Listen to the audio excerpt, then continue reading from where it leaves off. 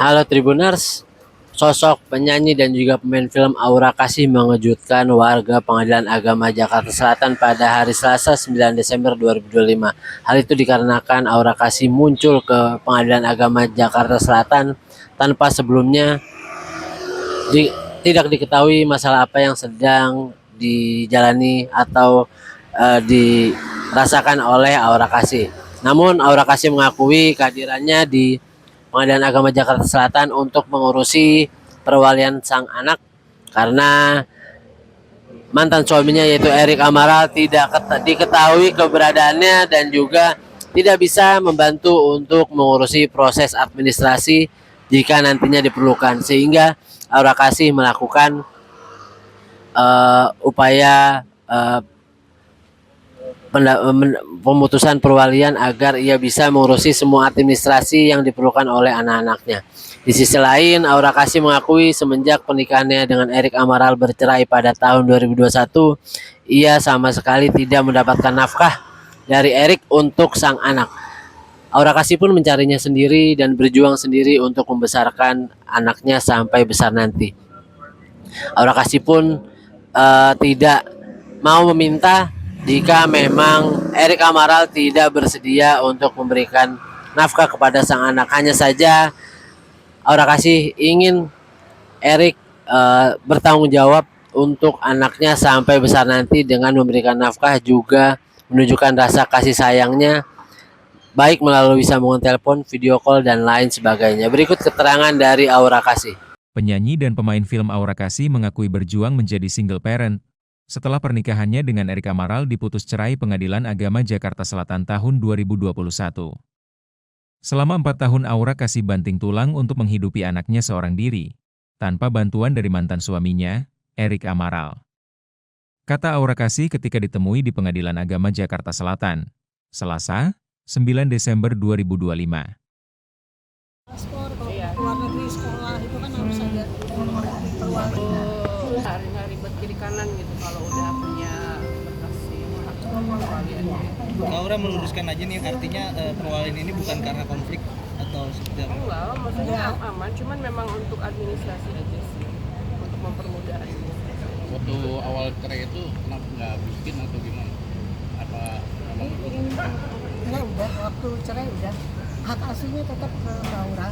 Cuman sekarang perwalian penetapan itu harus ada untuk ngurus surat. Itu aja sih, nggak ada yang lain. Tapi kenapa sekarang baru diurus, Kak? Kenapa? Kenapa baru sekarang?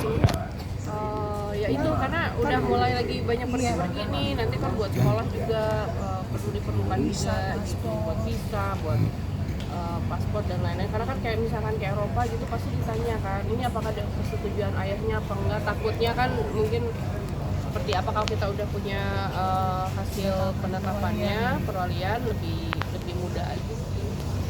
Kak, ini sepenuhnya jatuh ke Kak Aura. Ada hak yang diatur nggak sih dalam sini tentang Dari bapaknya? putusan pertama kan memang hak asuhnya Mbak Aura. Nah sekarang ini mengurus perwalian anak. 2 kali ya Bang?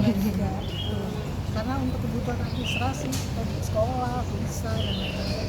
Tanggung jawab bapaknya diatur juga nggak sih dalam aturan? Enggak, kalau penetapan perwalian nggak sepenuhnya kan udah ke Mbak Aura. Karena di putusan pertama perceraian udah. Aura, tapi Kewajiban tidak ada bapaknya ini, juga. tidak ada apa tapi sengketa dalam tanda kutip tentang hak tarik urusan anak ini sama suami, mantan suami seperti itu. Enggak sih, enggak. Artinya pengajuan ini pun pengetahuan. Iya, maksudnya karena untuk ya ini ya tadi ya balik lagi untuk administrasi kan perlu ya untuk penetapan perwaliannya gitu. Jadi ya untuk mempermudah aja sih sebenarnya. So far sih nggak ada masalah. Tapi ini udah selesai atau ada sidang lagi sih? Nanti akan ada sidang lagi tanggal 23. Agendanya apa? Mungkin penetapan. Auranya wajib datang? Enggak, Ini sidang yang berapa hari ini? kedua. Kedua. Berarti 3 sidang aja. Kak Aura, sejauh ini perkembangan anak seperti apa, Kak Aura? Bapaknya gimana? Bikin perwalian ini. Dari bapaknya ada Kan dari awal putusan udah jatuh ke hak Iya, ke Mbak Aura. iya. Kalau itu otomatis kan perusahaan administrasinya gitu perwalian. Jadi nggak masalah. Kak Aura, sejauh ini perkembangan anak seperti apa? Ngumpet nih Mbak orangnya ngumpet. So far alhamdulillah ya bayi, udah 6 tahun, sudah masuk SD, lagi senang di musik, gitu, painting, guys, lebih ke kita gali skillnya dulu, soft skill. Sejauh ini sebagai seorang single parent seperti apa Kak Aura? Seperti apa ya, gampang-gampang susah sih mas, tapi tetap harus dijalanin. Ya, aku dari dia umur 8 bulan udah sendiri ya, jadi ya nggak terlalu nggak terlalu susah untuk jalaninnya. Itu gampang susah aja. Nafkah berjalan normal Kak? Hah? Nafkah berjalan lancar atau dari mantan? Apa? Ya kebetulan karena mungkin saya ada rezeki lebih, ya semuanya bisa diambil. Tapi udah langsung kontak sama Kak? Saya udah nggak ngobrol kok. Kalau anak Kak, ngobrol. Kalau anak masih komunikasi sama kalau datang ke Indonesia Kadang-kadang sih ya, lewat ke keluarga sih, kadang-kadang banget. lewat keluarga komunikasi anak. Tapi anak nanyain nggak sih kakaknya gimana, itu seperti apa? Nah dia karena, nah ini ada, saya nggak bilang ini bagus, tapi karena mungkin dari umur 8 bulan dia udah nggak pernah ketemu papanya, lagi bayi kan juga nggak tahu ya kejadiannya seperti apa, jadi ya anaknya juga nggak pernah nanyain itu sih, santai aja sih.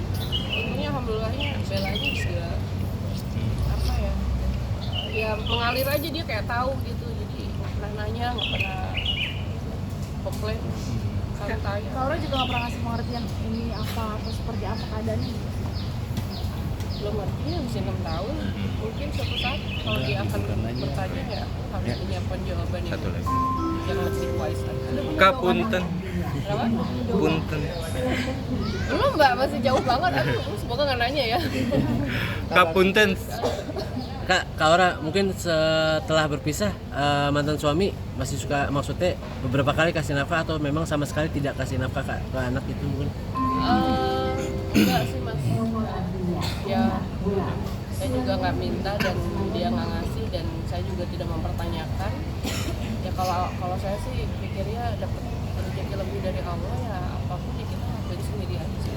Berarti memang Masih bisa. tidak memusingkan masalah itu ya Kak, maksudnya masalah nafkah dari mantan suami?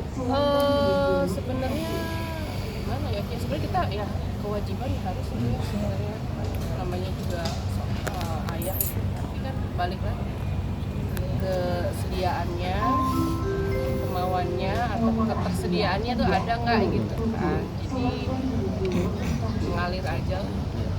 Selama aku masih bisa ya, mungkin dianya nggak mau, nggak punya atau apa, kan kita nggak pernah tahu. Kita ngomongin soal Lupa subscribe ya.